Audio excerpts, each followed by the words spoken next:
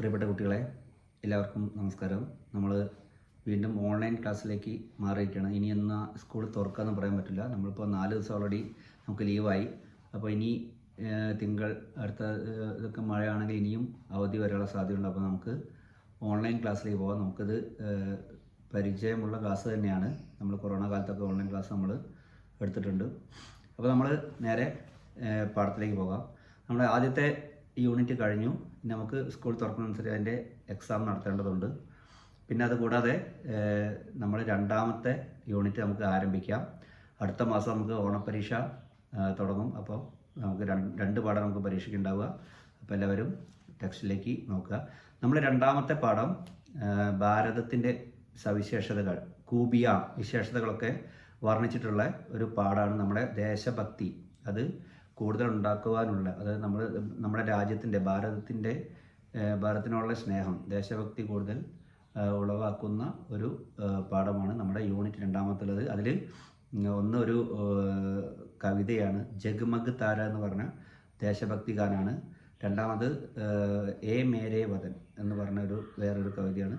പിന്നെ ഒരു ഹിന്ദുസ്ഥാൻ ഹമാര, നമ്മുടെ രാജ്യത്തിൻ്റെ പ്രത്യേകതകൾ, രാജ്യത്തിൻ്റെ വിശേഷതകൾ, രാജ്യത്തിൻ്റെ സവിശേഷതകൾ ഇത് വർണ്ണിച്ചിട്ടുള്ള ഒരു പാഠമാണ് ഹിന്ദുസ്ഥാൻ ഹമാര. ഇങ്ങനെ ഒരു 3 കാര്യങ്ങളാണ് നമ്മുടെ രണ്ടാമത്തെ യൂണിറ്റിലുള്ളത്. അപ്പോൾ അതിൽ ഒന്ന് ജഗ്മഗ് താര എന്ന് പറഞ്ഞത് ഒരു ബാലകവിതയാണ്. കവി പിന്നെ അത് കഴിഞ്ഞ ശേഷം ഒരു എ മേരെ വതൻ കെ ലോകോ, ഞാൻ നേരത്തെ പറഞ്ഞ അത് ലതാ മങ്കേഷ്കർ പാടിയിരിക്കുന്ന ഒരു കവിതയാണ്. നല്ല മനോഹരമായിട്ടുള്ള നിങ്ങളെല്ലാവരും കേട്ടിട്ടുണ്ടായിരിക്കാം. അത് ഇല്ലെങ്കിൽ ഞാനത് അയച്ചു തരുന്നതാണ്. അത് എഴുതിയിരിക്കുന്നത് കവി പ്രദീപാണ് എഴുതിയിരിക്കുന്നത്. അതിൽ 1962 ഇന്ത്യ ചൈന യുദ്ധത്തിൽ കൊല്ലപ്പെട്ട സൈനികർക്ക് ആദരാഞ്ജലികൾ അർപ്പിച്ചുകൊണ്ട് ഞാൻ നേരത്തെ പറഞ്ഞ കവി പ്രദീപ് രചിച്ച ദേശഭക്തി ഗാനമാണ് എ മേരെ വതൻ കെ ലോകോ. പാടിയിരിക്കുന്നത് ലതാ മങ്കേഷ്കറാണ്. നമുക്ക് യൂട്യൂബിൽ സെർച്ച് ചെയ്താൽ കിട്ടും. അപ്പോൾ നമ്മളെ പാഠത്തിലുണ്ട്. ഞാനത് നിങ്ങൾക്ക് യൂട്യൂബിൽ നോക്കി അയച്ചാൽ ഞാൻ പാടിത്തരാം. ഓക്കെ.